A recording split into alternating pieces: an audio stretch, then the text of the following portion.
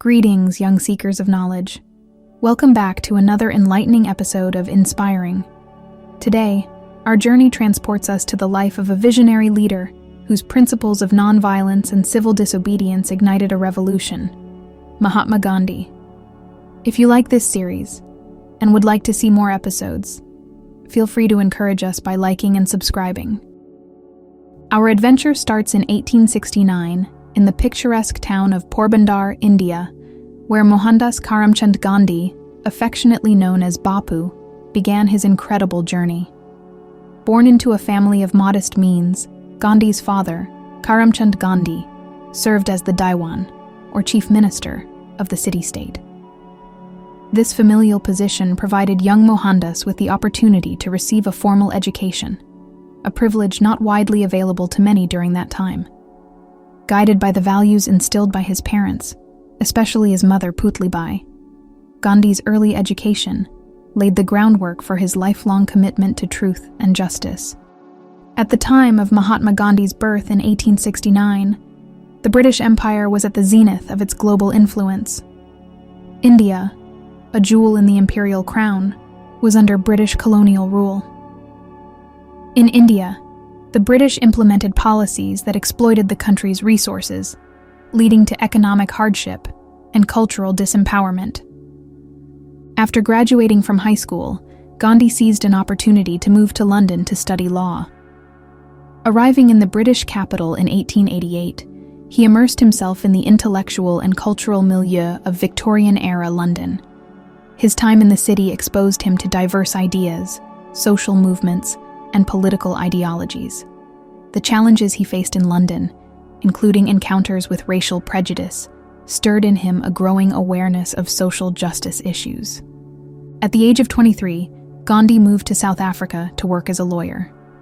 At that time, South Africa was marked by systemic racial policies and practices that favored the white minority. Laws restricted the rights and movements of non-white communities, including Indians.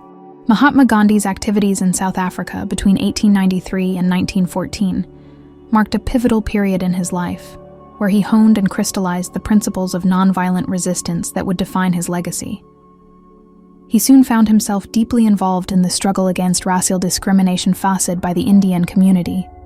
His experiences, including being ejected from a first-class train compartment due to his ethnicity, spurred him into activism.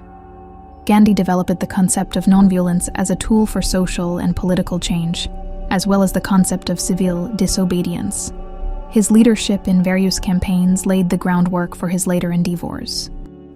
In 1915, Mahatma Gandhi returned to his homeland, India, after spending 2 decades in South Africa. Armed with the principles of nonviolent resistance, Gandhi swiftly emerged as a leader in the Indian independence movement. His advocacy for self-ruling and the pursuit of justice resonated across the nation. At the core of Mahatma Gandhi's philosophy lay the twin principles of non-cooperation and non-violence, which became the cornerstone of his approach to social and political change.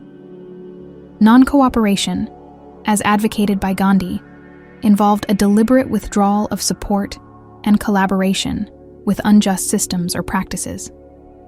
Gandhi believed that refusing to participate in oppressive structures could weaken them and hasten their demise.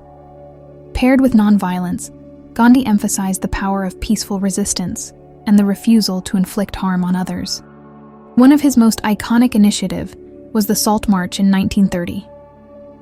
As a response to the oppressive British salt tax, Gandhi, along with a group of followers, embarked on a 240-mile journey from Sabarmati Ashram to the Arabian Sea. This symbolic act of civil disobedience aimed to challenge the British monopoly on salt production and galvanized millions of Indians in the call for independence. The Salt March became a turning point in the struggle for Indian independence, showcasing Gandhi's unwavering commitment to nonviolence and his ability to mobilize the masses in the pursuit of freedom. In 1942, he launched the Quit India movement, calling for the immediate end of British rule, despite the subsequent arrests and repression. Gandhi's insistence on nonviolence and civil disobedience played a pivotal role in shaping the conscience of the Indian independence movement, fostering unity among diverse communities. His tenacity and resilience, even during periods of imprisonment, inspired millions to join the cause.